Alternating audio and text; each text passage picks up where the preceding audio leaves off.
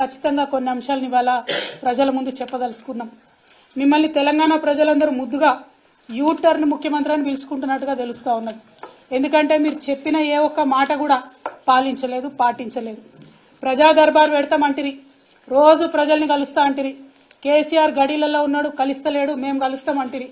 ఒక్క రోజు కరెక్ట్గా 60 రోజులలో కేవలం ఒకే ఒక్క రోజు రేవంత్ రెడ్డి గారు ప్రజల్ని కలిసిండ్రు.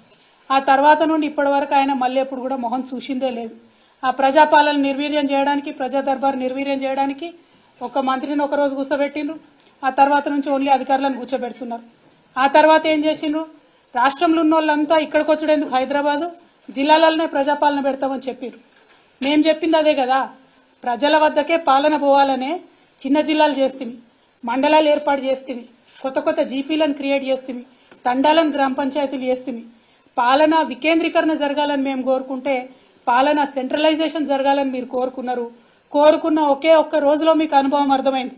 కేసీఆర్ గారికి ఉన్న అపారమైన రాజకీయ అనుభవంతో ఆయన తీసుకున్న నిర్ణయాలను ఆనాడు విమర్శించిన మీరు ఇవాళ వారి బాటలోకి రావడం చాలా సంతోషం.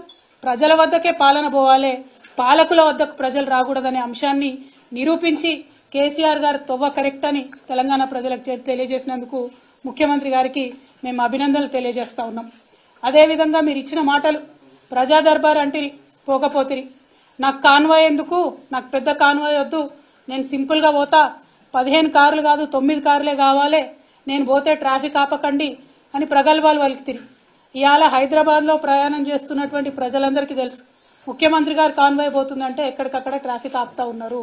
కానీ దాన్ని కవర్ చేయడానికి మీ చుట్టూ ఉండే బాజా భజంత్రీలు, ప్రాపగండా టీమ్స్ ఏమంటున్నారు? అయ్యో అంబులెన్స్ వచ్చింది రాగానే మా ముఖ్యమంత్రి తవ్విచ్చింది అంటున్నారు. ఇయ్యాలే కదా మినిమం కట్టసి కదా. చెప్పిన మాట తప్పి ఉల్టా ప్రాపగండా చేసుకోవడం. కేవలం ఈ ఒక్క విషయమే కాదు, కుటుంబ పాలన అంటారు. మరి వాళ్ళు అధికారికంగా మీ సోదరులు కొంతమంది జిల్లా రివ్యూలలో వేదిక మీద కూర్చోబడుతుంది, ఇంకా కొంతమంది సోదరులు వేరే వేరే నియోజకవర్గాలకు ఇన్ఛార్జీలు ఉండబడుతుంది, ఇంకా కొంతమంది సోదరులు ఏమేం పనులు చేస్తున్నాయో ప్రజలందరికీ కూడా తెలుసు. సమయం సందర్భం వచ్చినప్పుడు తప్పకుండా అవన్నీ కూడా బయట పెట్టడం జరుగుతుంది.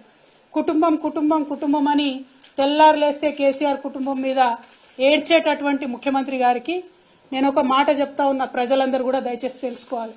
ఇవాళ రాష్ట్రంలో కాంగ్రెస్ పార్టీ నుంచి 22 కుటుంబాలకు టికెట్లు ఇచ్చినారు. 22 కుటుంబాల నుంచి అధికారికంగా ఏదో ఒక పదవిలో అభ్యర్థులు ఉన్నారు. గడ్డం వినోద్ గారు, గడ్డం వివేక్ గారు, కోమటిరెడ్డి వెంకటరెడ్డి గారు, కోమటిరెడ్డి రాజగోపాల్ రెడ్డి గారు, మైనంపల్లి రోహిత్ రావు గారు, మైనంపల్లి హనుమంతరావు గారు, ఉత్తమ్ కుమార్ రెడ్డి గారు, పద్మావతి రెడ్డి గారు, జువ్వాడి నరసింగరావు గారు, రత్నాకర్ రావు గారి కొడుకు, కూచాడి శ్రీహర్రావు గారు, రత్నాకర్ రావు గారి కుటుంబ సభ్యుడే, దుద్దిల్ల శ్రీధర్ బాబు గారు, మాజీ మంత్రి శ్రీపాదరావు గారి కొడుకు, ఒడితెల ప్రణవ్ గారు,